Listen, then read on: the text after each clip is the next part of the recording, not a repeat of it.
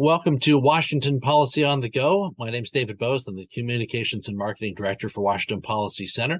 And this is where we gather every week during the legislative session, but every other week outside of the legislative session to talk about the research being conducted by Washington Policy Center and get information about what we need to know about changes to state policy or implementations to state policy or impacts to state policy.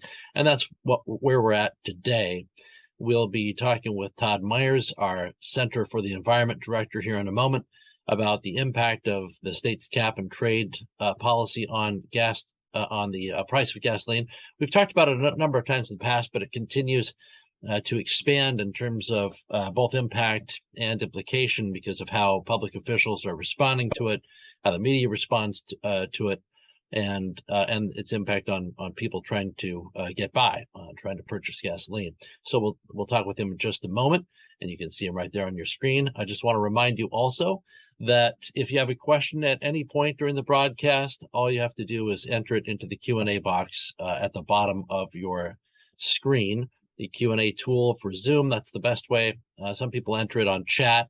Try not to do that because it's a little harder to monitor. It's easier to keep track of the questions on the Q&A box. And if we don't get to your question, we'll try and answer it at some point personally after the show.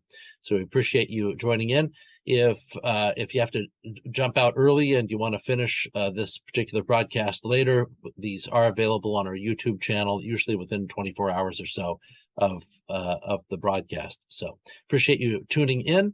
Now let's turn to Todd. Todd, one of the things that you've been writing about regarding this cap and trade policy is that there's been a consistent and public, and we talked about this briefly due to the Danny Westney column recently, about how public officials are continuing to deny the impact of this policy on gas, despite the intent of the policy to increase the price of gas. And the governor held a press conference this week pointing at oil companies and saying that part of the problem is this nefarious profit that they're getting. Did anything stand out to you about this, about the governor's press conference regarding this policy as unusual or a new angle that they're taking in terms of the denial of the impact of their own policy? Yeah, so this has been going on for over a month. It was just over a month ago that Washington first had the highest gas prices in the nation. And so when that happened, obviously it set off raised eyebrows and set off some political maelstrom about, okay, what's the cause of this? And the cause obviously is the carbon tax on CO2 emissions. But the governor doesn't want to pay the political price for his policies, so he's blaming others. So with regard to the press conference, I think there's three things that stand out. First is that he had to do it. He has, ignored this. They have denied that it would increase prices. Last year, they said it would be about 5 cents a gallon. The governor said it was hogwash and baloney that it would raise gas prices, all these sorts of things. So simply the fact that he has to address the issue indicates that there's a problem. The second thing is that he said something that is completely false and that we had called out a month ago that was false, which is that one of the reasons that the prices were going up was because of the Olympic pipeline closure. So the Olympic pipeline carries a lot of fuel basically down I-5 into Oregon, and it was closed for 3 days for maintenance. But that was in June. And the governor last week said, oh, this pipeline has been closed, and once it gets open, you'll see prices go down. He actually said that. Well, but it's been open for a month. What's remarkable is we have a governor who doesn't know what's going on in his own state on issues that he claims to care about and are very important. So it's really remarkable how out of touch his administration is.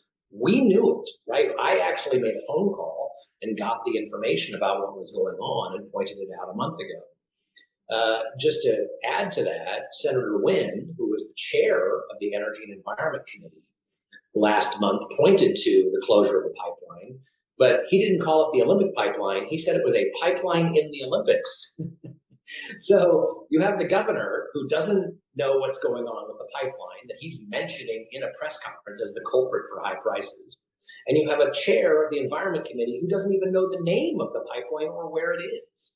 And yet they're very certain that they know what's going on with oil prices and it's not their fault. Which brings me to the third thing, which is that Senator Wynn once again repeated this claim that oil companies take 80 cents a gallon in profit in Washington state. We looked into this because it didn't make any sense to me that they would make 80 cents a gallon because gas stations are very competitive. They're everywhere, right? You see the prices everywhere, So, if you are making 80 cents a gallon in profit, it makes sense to reduce costs and, increase the number of people who come to your station. So we contacted the source that was cited by the governor and Senator Wynn and others.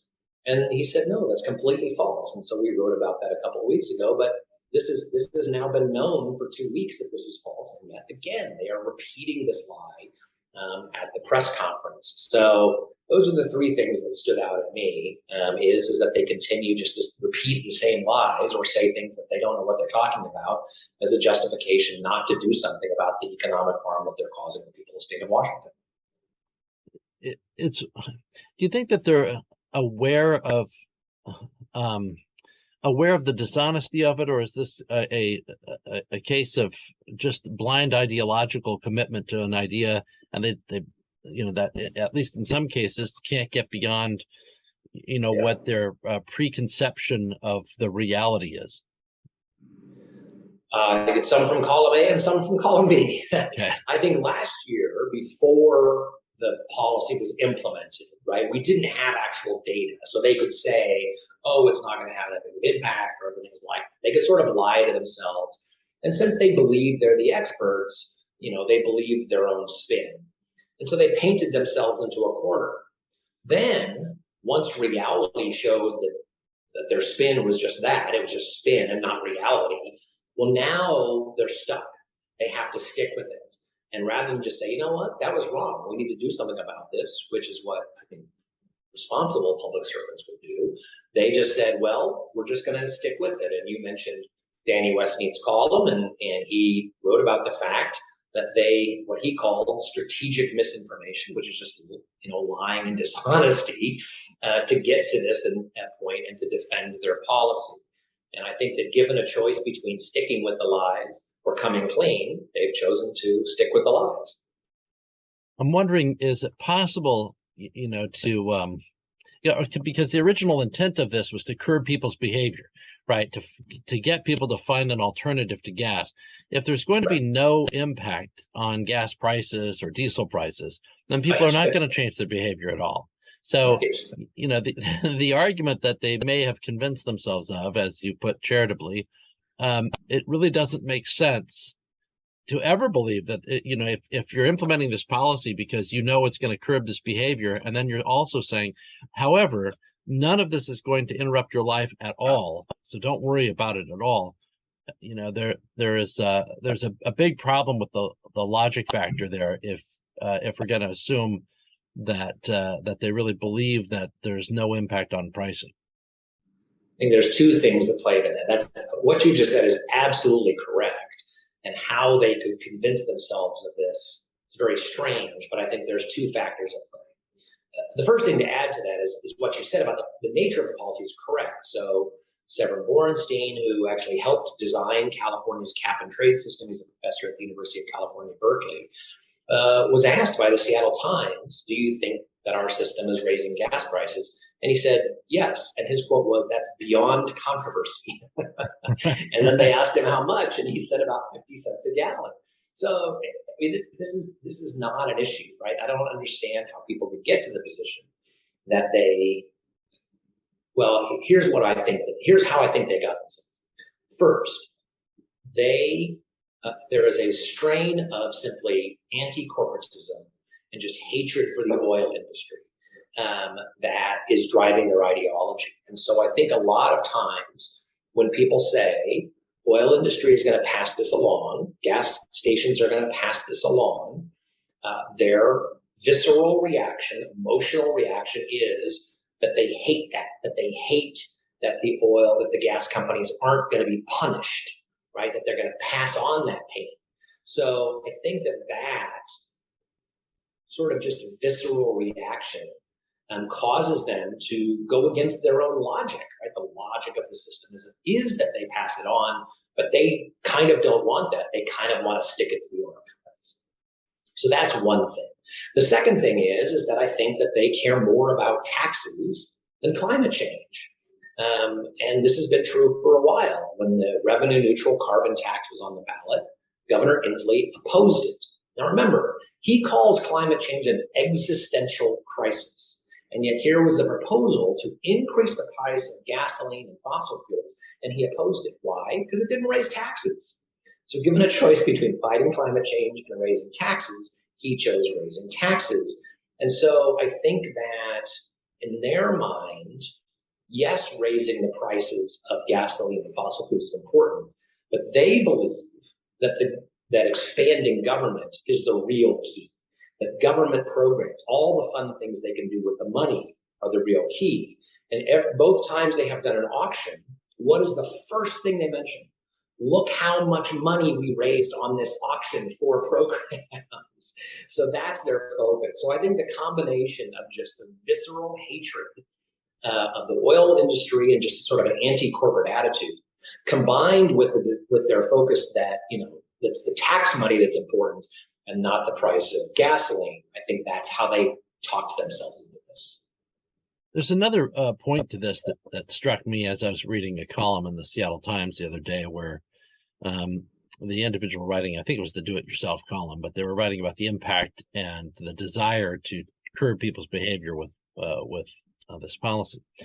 And it was dealing with the difference between rich people and poor people, or people of modest income. Rich people, they get hit with higher gas prices, and most rich people I know, by the way, are very careful with their money. That it's not like that it doesn't matter to them, but they're not going to change their driving behavior on it. They might change something else. That they might put a little less in savings. They might put a less in an investment. They might, reduce the number of times they go out to the theater or whatever. But it's not going to really. They're not as price sensitive. Right. It's not exactly. And then with people of modest or low incomes, that they don't have any wiggle room anywhere else to move. So they might be able to reduce, say, the amount of meat that they're buying at the grocery store, so they'll have spaghetti instead. But for the most part, it's the only choice they have is reduce driving or carpool or the bus. But the bus isn't realistic because, as our Center for Transportation has pointed out numerous times, despite all the claims to the contrary, your average commuter cannot get on the bus in any realistic fashion and jump to and fro from their place of employment because it would take them so long to get there. They wouldn't have a family. And so this idea that they're going to curb their behavior and then go buy an electric car, well, electric cars are a lot more expensive than other cars. So the family that's driving the Astro van is not going to go out and get the electric van, for $50,000-$60,000 because they can save a little money on gas. Because, well, I shouldn't say a little money, even if they can save a lot of money on gas, because it's not going to make up for the insane amount of value in that vehicle. Now, they might have been able to buy a more fuel efficient vehicle in some ways, but some of those gas have disappeared because if it's fuel efficient gas but not a hybrid, it's not as wonderful as something that's a hybrid, which never made sense to me either. But so the whole idea of curbing behavior seems flawed at the get-go in this policy, and I wondered your thoughts on that. Yeah, I think that's exactly right. I mean, electric vehicles are still very expensive. I actually just checked literally this morning the June sales in Washington State. About 10% of vehicles sold, or I should say newly registered in Washington State, are electric. Just by way of reference, we have to get to 35% of new vehicles being electric by 2026. So we have about 2.5 years to go from 10% to 35%, and then it goes up to 100% by 2035. So even with these high gas prices, people are still buying electric vehicles at basically the same rate that they had been all year and at the end of last year. So that's one thing. And what that shows is that they're just, for a variety of reasons, whether it's cost, whether it's the fact that they don't have enough range, or whatever it is.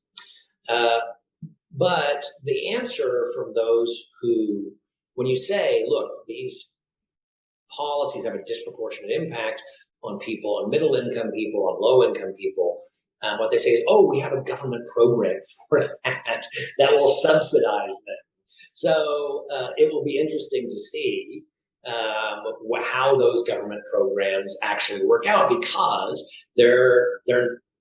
it's not just a case that they just hand out checks, right? It's not a case of a rebate. You have to apply for it. You have to go through the process. There's a lot of bureaucracy, and policies that exist like this have not been very widely used, just because there's so much process to get access to them. So, when we looked at the proposals for expenditures of the money from the cap and trade, from the tax on CO2 emissions, a huge portion of it went to expanding government, not to actually the people. So that's the thing, is that government is benefiting, and people are not seeing the relief that is promised.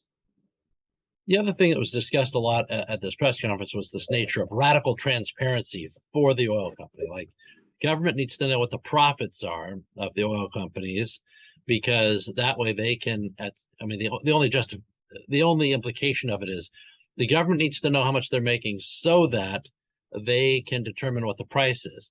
And one of the interesting things to me about the demand to know how much they were making is there was no corresponding demand to know how much their outlay was, or how much capital that they had put out worldwide, which is an essential part of, if you have a gross profit of $100 million, but it took you $1 billion to get it, that's radically different than making $100 million with an outlay of $50,000. Not that I'd want government involved either way, but what I'm saying is, this idea that they had, that they need to know about this profit, the implication being that they could somehow step in and decide on the profit, is extremely troubling, because of their lack of accountability and the lack of information, and the fact that they have no skin in the game personally, like anybody else does in a company of that kind, a private sector.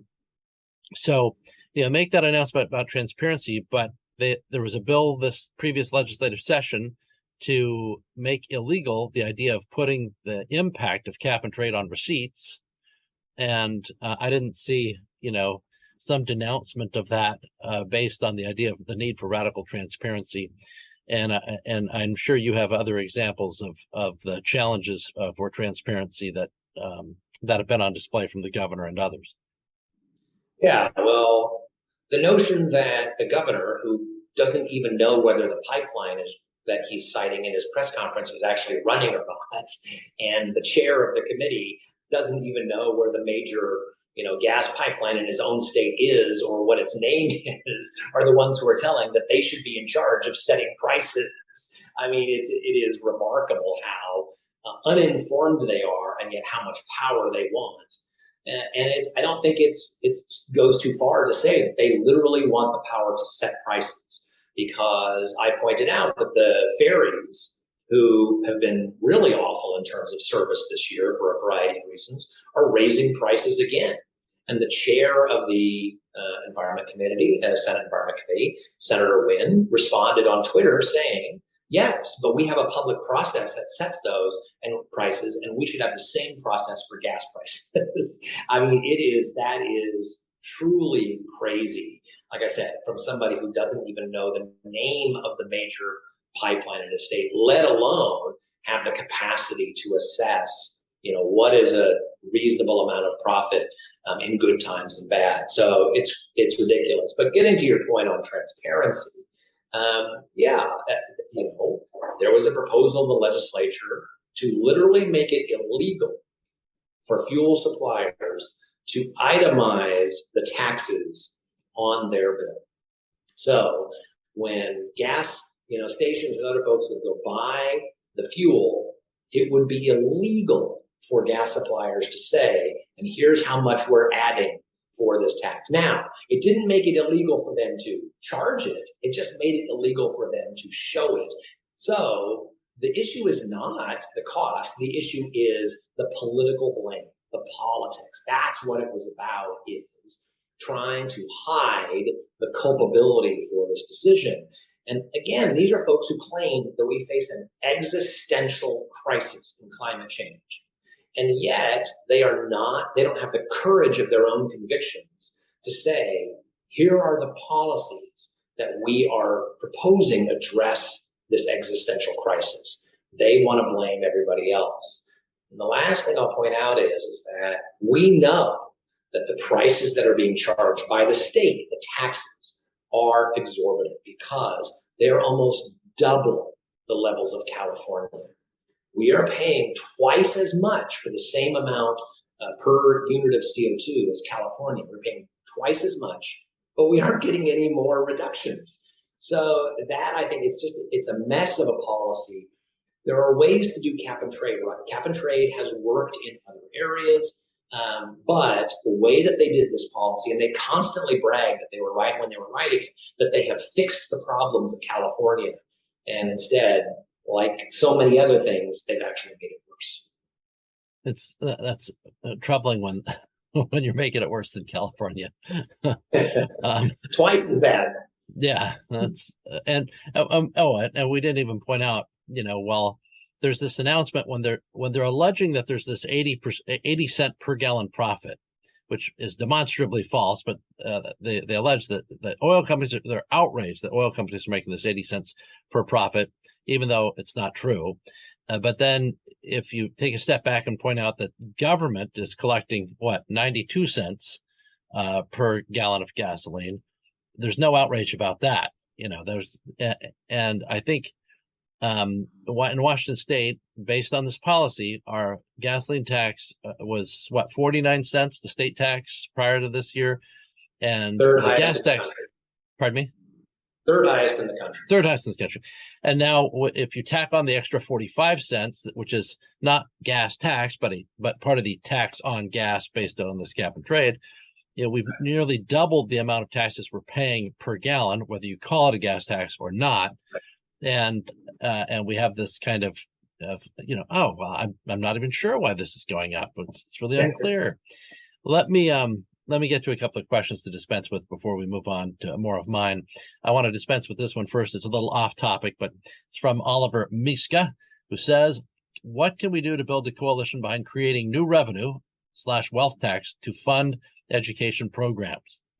I'm not sure he knows which audience you're talking to here, but I'll just say this, since we're talking about fuel prices today and not education. You can email Leave about this, but my guess is having $20,000 per pupil per year, for a lot of people, they're going to think that we don't particularly need a new coalition to create new revenue. There's lots and lots of government coalitions and stakeholders interested in collecting more money. It happens every year, and there's demand for it every year. And it's led by OSPI. That was the latest to request massive new state revenue has exploded over the last 4 to 6 years. There is not a shortage of state revenue to spend. It's just that, like I said, in the case of the money from the Climate Commitment Act, which is what the official name of the tax on CO2 emissions is, half of it in the proposals was going to government, not actually to projects on the ground. That's, if you want more money for schools, why not spend it better? We have more money than ever, and the fact that we are cutting programs is a problem of politics and priorities, not a problem of revenue. Yeah, I'd actually forgotten about that analysis that you did, which was really, really excellent. You've got this massive new spending on environmental programs, and that's considered the win. The measure of success is how much money did you collect, not what did you actually accomplish for the environment, but how much money did you spend on it. And it's no wonder that getting rid of the Lower Snake River dams is so attractive, because it costs so much money. It means it must be important, rather than actually accomplishing something. I'm going to combine the next two. Politics over science from the science-based folks once again. Lies over truth, gaslighting is frustrating. How do the press and the public allow this obvious deceit to continue? Well, I mean, the good news there is while it's been frustrating, and I think that the media could have covered this much, much better over the course of the past year and still could today, there has been some movement toward actually covering it accurately over the last little bit. Well, as I said, the reason that the governor felt the obligation to do a press conference is because he knew it was an issue and was getting heat on it. So it is percolating. But there are some reporters out there who are highlighting these falsehoods. So I mentioned earlier that in the press conference, the governor claimed that the pipeline was closed and that once it reopened, it would bring prices down. Well, that was false. And we had reported, because I made phone calls, but that was actually reported last Friday by the Washington Standard, who said, this is false. We've got the information that it's been open for a month, reached out to the governor's office and asked, why are you reporting this when it's wrong? And his press secretary sort of threw the governor under the bus and said, oh, that was an ad lib. So I thought that was sort of funny. He was like, yeah, the governor didn't know what he was talking about. He ad libbed that. So there are some who are out there. But they should call it a Mad Lib, don't you think? Yeah. But I think Mad Libs. There are still two other types of reporters. One is, I think, reporters who this is not their primary focus, and so are genuinely confused about who to believe, about what the causes are. And so the governor's office puts up a bunch of smoke. Some have quoted AAA. I just think AAA, the person they talk to nationally, doesn't know every state's policies and is not able to say, oh, in Washington State, here's what's going on. So the answers that they give tend to be, oh, it's world oil markets, it's summer, it's a variety of things, which I think is their answer for, basically every state, because they can't do state by state. But if you're a reporter who doesn't cover this, and AAA, who's a very reliable organization, is telling you, I don't know if the carbon tax is doing it. These are the sorts of things that generally do it. I think you're confused. I think you don't know what the situation is. And then I think there are reporters who know the truth but don't care because they're simply environmental activists. So they say, they just, report what the governor says. They will say a few things, and then they will add, 4 paragraphs in their story about how climate change is killing us all, and by God, we need to do something, which of course is not, the topic at hand, doesn't address the question of what's causing gas price increases, but is thrown in there just as sort of to say, quit worrying about the prices, just do something for God's sakes, because we're all going to die. So I think that reporters run the spectrum, but you are seeing pressure on the governor, which is why he did this, and you are seeing reporters who are calling him out on the things that he is saying that are simply lies.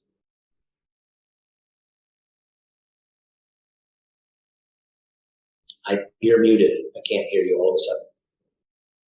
Yes, that's helpful. Thanks.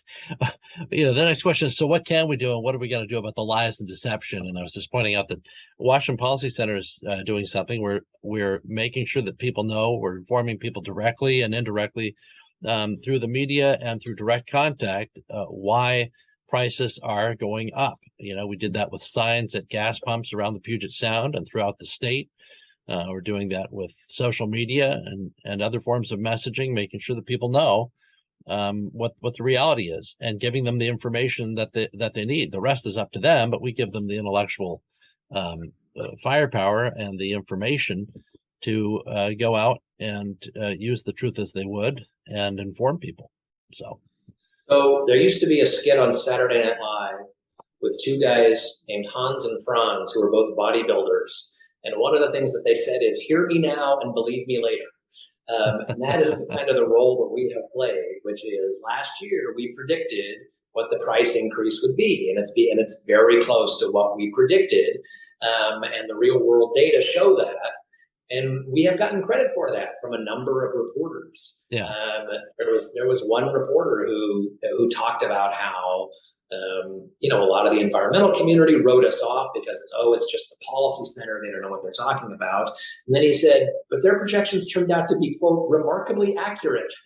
So those sorts of things that, you can't, your credibility builds up over the long term. And we have consistently said, here's what is going to happen. Here's what the cost is going to be.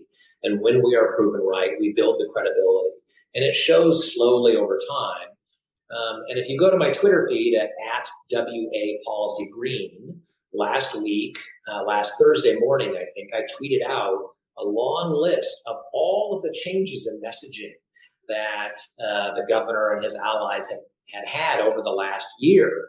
And you only change messaging if your message isn't working and you need to adjust. And they have changed many times. So it is working. No battle is ever won 100%, of course, but there is progress being made. Kevin Nealon and Dana Carvey, I think, were the Hans and Franz. That's right. Yes. Pump you up. Hear me now and believe me later. Yes. Yeah. How about the radical disclosure of how much money the unions donated to the governor compared with the amount of compensation increases the governor gave to the unions? Well, valid point. And one of the things Washington Policy Center has worked on is collective bargaining transparency and other things. So I think, you might be onto something. We need radical transparency in collective bargaining. Yeah, it's funny because transparency is for government, privacy is for the private sector. People forget about that because when the government starts demanding, transparency outward, it usually means that they want their hand in something, and yet it doesn't apply to themselves. One more from Oliver says, how do we ensure that the taxes on gas fall on corporations, not displaced onto everyday consumers? Well, I suppose if we could somehow change the laws of economics, that might be possible. But when you have increased expenses on any given product, they're going to be passed on. That's just the way it is. Or let's say you banned the ability to pass on prices, all you'd be doing is banning a product and banning the ability to do business.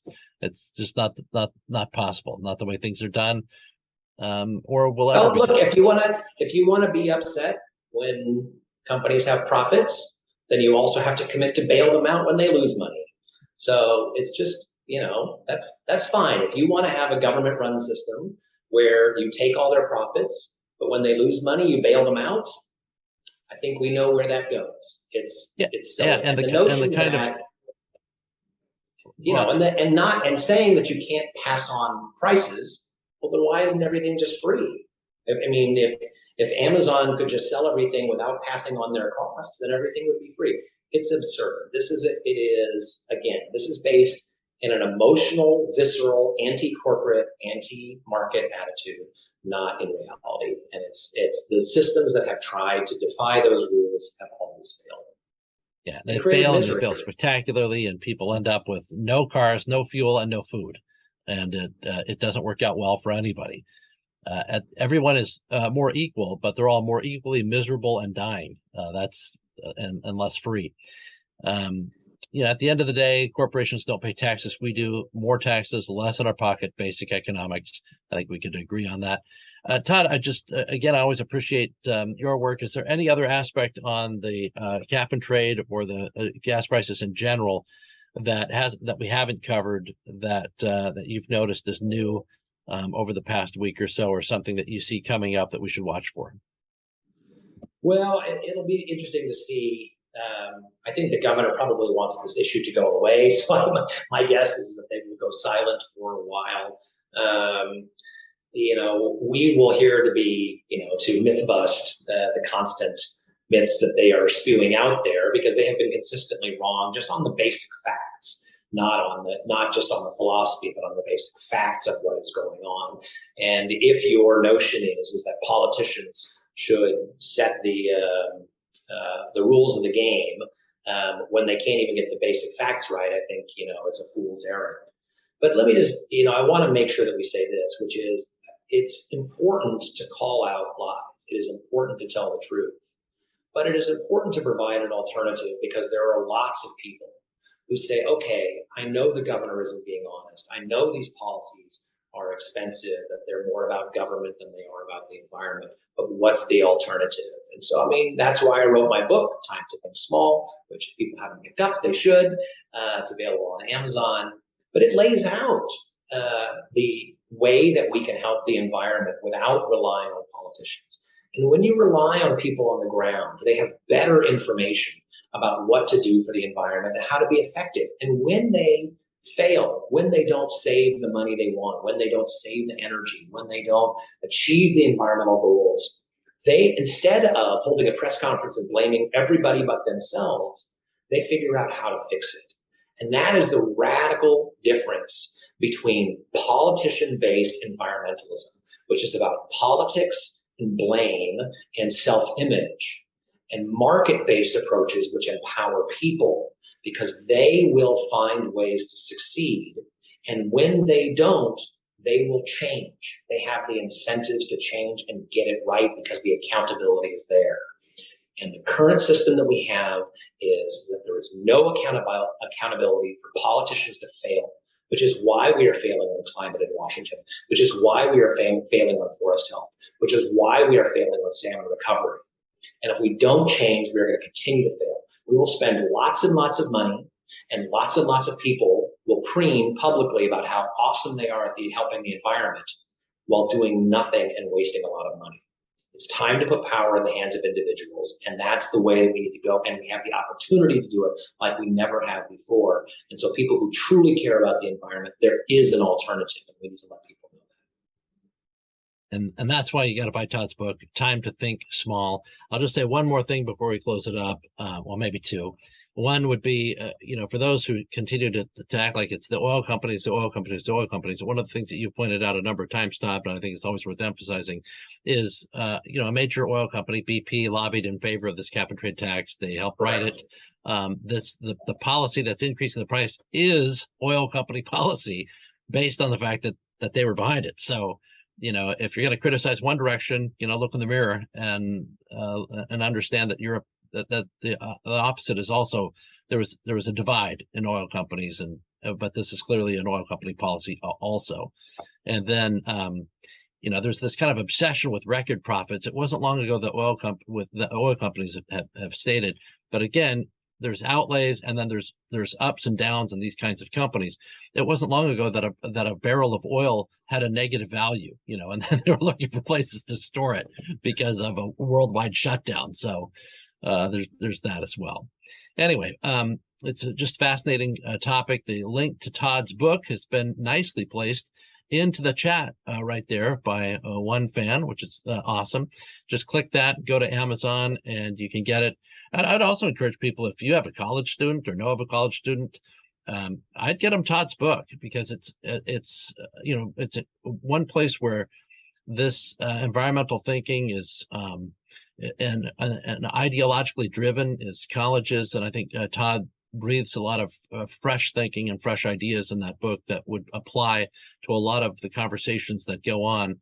And then I'll also put in a shameless plug for the Jennifer Dunn Thompson Scholarship. Applications are now being accepted. So if you know of a college student that exemplifies leadership and community service, make sure that you send them to the scholarship section of the Washington Policy Center page, where they can apply for. And this year it's open to both young men and young women. Previously it's only been open to young women, but now it's open to everybody. I would encourage them to apply for the Jennifer Dunn Thompson Scholarship. Todd, as always, thanks for coming on, and appreciate your insights. Always nice to chat with you. You bet. And thank you for watching. We'll be back in 2 weeks with another episode of Washington Policy on the Go. Again, we'll be available on our Washington Policy Center YouTube channel coming up. So if you know somebody who needs to watch this broadcast, you can share it with them. And thanks for joining us.